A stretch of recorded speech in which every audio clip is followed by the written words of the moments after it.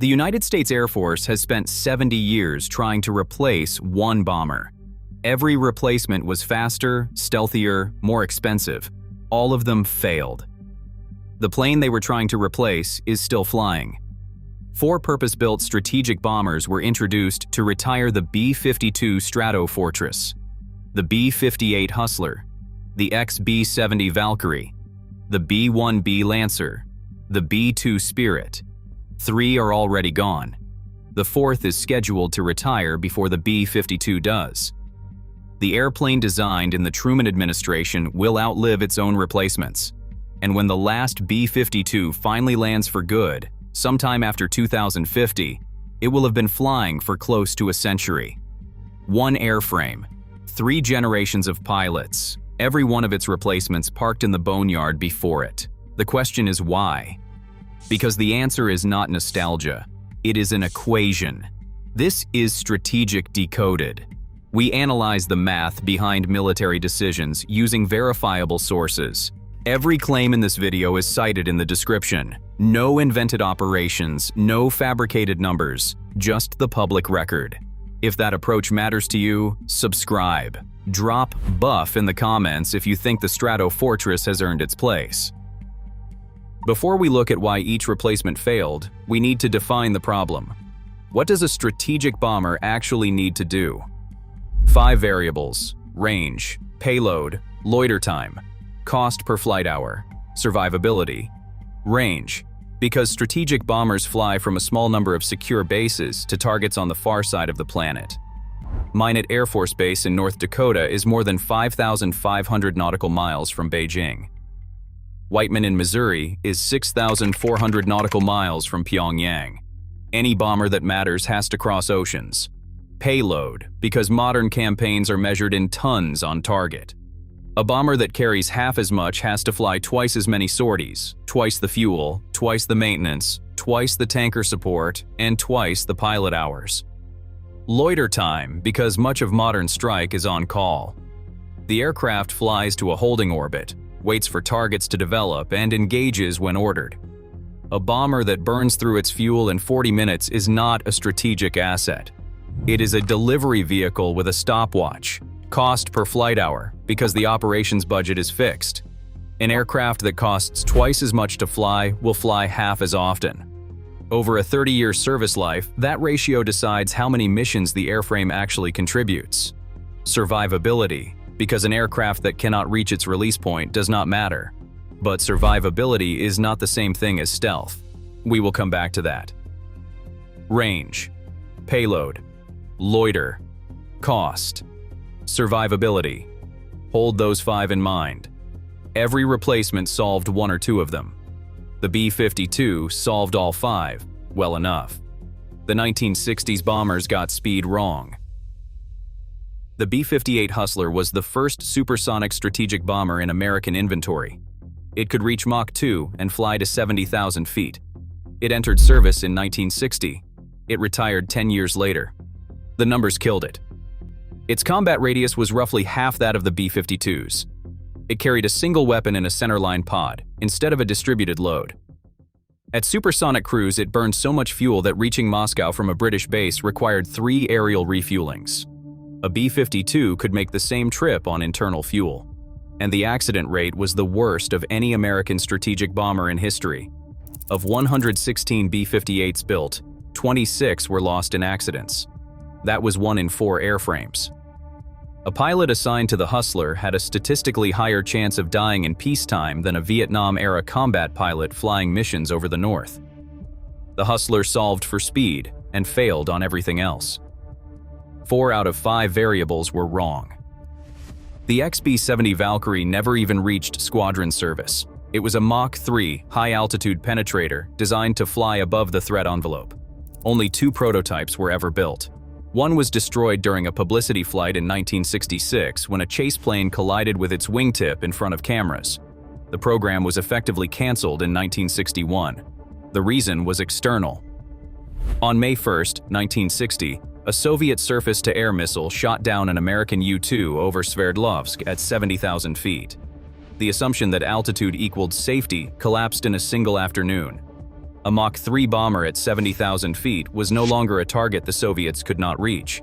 It was a faster target on a more predictable trajectory.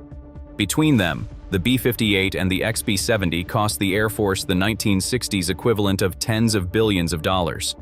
The B-52 they were supposed to retire, the slower one, the lower one, the less sophisticated one, kept flying. The B-1B Lancer is the most important failure to understand because it is still flying today. For now. It was introduced in 1986. It has variable geometry wings that sweep forward for takeoff and rearward for a supersonic dash. It uses terrain-following radar for low-altitude penetration. 100 airframes were built. On paper, it was more modern than the B-52 in almost every specification. Combat payload is roughly 75,000 pounds, slightly higher than the B-52. Combat radius is roughly 3,000 miles. Top speed is Mach 1.25. By the numbers, it should have retired the older aircraft. Here is the number that broke it. 48.4 maintenance hours for every single hour of flight. That means a 10-hour mission, a single sortie from Ellsworth to the Middle East and back, generates 484 hours of maintenance work. 12.5 full-time weeks of labor from one flight. The variable sweep wing, innovative as it is, turned out to be mechanically complex and fatigue-prone. In 2019, reports indicated that at some point during the year, over 90% of the B-1B fleet was non-operational due to maintenance issues. In 2020, the B-1B fleet-wide mission-capable rate was 41%, the lowest of any aircraft in the Air Force. So, the fleet keeps shrinking. Of the 100 B-1Bs originally built, 45 remain in active service as of 2025. The Air Force has announced that every remaining B-1B will retire by 2036, replaced by the B-21 Raider. Which means this: the B-1B was supposed to replace the B-52. Instead, the B-1B will retire before the B-52 does. The older aircraft will fly on for more than a decade after its replacement is in the boneyard. The Lancer solved for speed and low-altitude penetration. It failed on sustainment. Range, payload, and speed were all competitive. Cost and reliability were not competitive enough to survive the budget. Then there is the B-2 Spirit, the most expensive aircraft ever produced. The original plan called for 132 aircraft.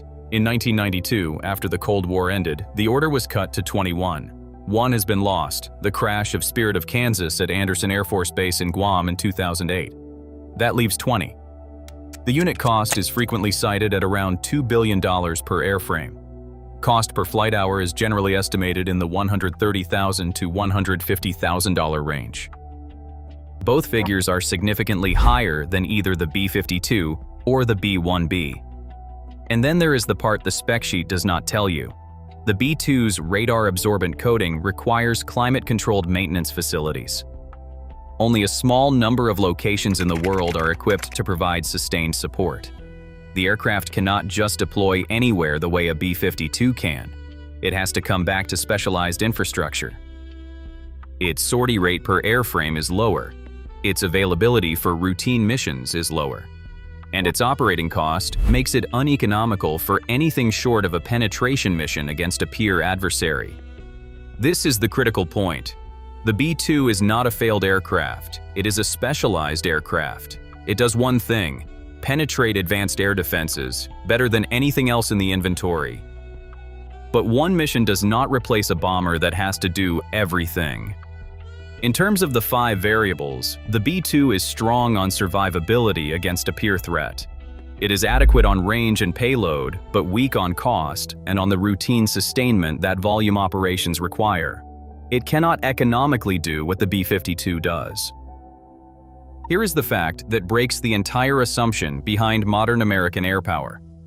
When the B-52 finally retires, sometime after 2050, it will have been flying for close to 100 years.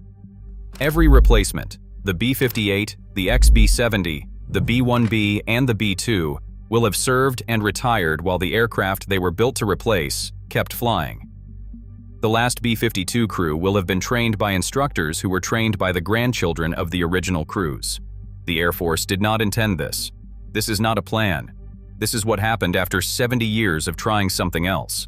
So the arithmetic that explains the survival. The B-52H carries approximately 70,000 pounds of ordnance across internal and external stations, equivalent to the payload of multiple tactical aircraft delivered by one airframe with a crew of 5. Unrefueled range is approximately 8,800 nautical miles, enough to cross the Pacific and still have fuel for a combat radius on the far side. Cost per flight hour, based on Air Force published figures, is in the range of $70,000 to $90,000, lower than the B-2. And while it is slightly higher than older estimates for the B-1B, it comes with a maintenance burden that is a fraction of the Lancer's. But the real answer is not any single specification, it is structural margin. The B-52 was designed with so much excess strength that almost every major system has been upgraded without replacing the airframe. The current fleet has undergone the Combat Network Communications Technology program known as CONNECT, which replaced analog avionics with a modern digital architecture. The internal weapons bay upgrade added compatibility for modern precision-guided munitions, JDM, JSSM, LRASM. The radar modernization program is replacing the original 1960s radar with an active electronically scanned array derived from the F-18 Super Hornet. And the engines. The TF-33 engines that power the B-52 today were introduced to the aircraft in 1961. The newest of them were installed before the first human being walked on the moon. In 2021, the Air Force awarded Rolls-Royce a contract worth up to $2.6 billion to replace every TF-33 in the fleet with a new engine, the F-130. The first modified B-52H is planned by the end of 2028. Fuel efficiency improves substantially, range extends beyond an already impressive baseline, and maintenance demand drops. After this program, the modernized variant, the B-52J, will have modern radar, modern avionics, modern weapons compatibility, and modern engines. Only the structural airframe and the basic engine intake geometry remain from 1961. This is what matters most. The B-52 of 2030 is not the B-52 of 1955. The airframe is old. The weapon system is new. Those are not the same thing. Now the last variable, the one every replacement got wrong in its own way. Stealth is a solution to a specific problem. How do you get an aircraft close enough to a target to drop a gravity bomb or a short-range weapon without being shot down? That was the central design question for the B-1B and the B-2. But the problem changed. Long-range precision-guided standoff weapons changed the math. The AGM-86 cruise missile, the AGM-158 JASSM, and its extended range JASSM-ER variant, and the anti-ship LRASM can be launched from hundreds of miles outside a contested air defense envelope. The aircraft never enters the threat zone. The missile does. A B-52 can carry around 20 JASSM class weapons in a single sortie. The aircraft releases from outside the threat envelope and turns for home. The survivability problem shifts from the airplane to the missile. The airplane becomes a truck. The missile is the weapon that penetrates. This does not eliminate the need for stealth. There are still penetration missions the B-2 and the coming B-21 Raider are uniquely suited for, but it dramatically reduces the percentage of missions that require stealth at all. And for every mission that does not require it, the math favors the airplane that can carry more, fly longer, cost less per hour, and operate from more bases. The B-52 did not defeat stealth. It outlasted the assumption that stealth was the only answer to modern air defenses. So a natural question. What about the B-21 Raider? The B-21 is real. It is flying prototypes, and the Air Force plans to build at least 100 airframes. It is designed specifically to address the weaknesses of the B-2. Lower unit cost, open architecture for easier upgrades, and a production run large enough to matter. But the B-21 is designed to replace the B-1B and the B-2. It is not scheduled to replace the B-52. The current publicly stated Air Force plan is that the post-2030 bomber force consists of 2 aircraft. The B-21 Raider as the stealth penetrator. The B-52J as the long-range standoff strike platform. 2 aircraft, 2 different jobs. This is the final piece. The B-52 is not surviving because the Air Force ran out of alternatives. It is surviving because, after 70 years of trying, the Air Force concluded that the B-52's specific role, massive, inexpensive, long-range conventional and nuclear delivery from outside contested airspace, is not worth replacing with something more expensive. So the question that started this video deserves its answer. Why does a bomber designed in the Truman administration still fly combat missions nearly 3/4 of a century later? Not because the Air Force is nostalgic, not because Congress is stubborn, because the equation keeps working. Range, payload, loiter, cost, survivability redefined around standoff strike. Each of the 4 replacements optimized for a specific variable that seemed decisive at the time. Speed, altitude, low altitude penetration, stealth. Each variable was eventually either defeated by better defenses or made less decisive by better weapons. The B-52 never optimized for a single variable. It optimized for being good enough at all of them, cheap enough to fly a lot, modular enough to upgrade. Being adequate at everything and excellent at sustainment turned out to be the winning strategy. Not because it was clever, because it survived long enough for the environment to reward it. By the time the B-52 finally retires, it will have outlasted the Soviet Union it was built to fight, the 4 aircraft designed to replace it, and every engineer who ever worked on the original program. It will not have been the most advanced bomber of its era. In any single year, it was probably not even the best bomber in its own inventory. But it was always there, always cheap enough to fly, always possible to upgrade. That is the equation. That is why it is still flying. We don't invent the war, we analyze the weapon. And in this case, the weapon analyzes itself. More than 70 years of service is not an accident, it is a result. If this analysis was useful, subscribe to Strategic Decoded. Every claim in this video is sourced in the description. Click through and verify anything you want.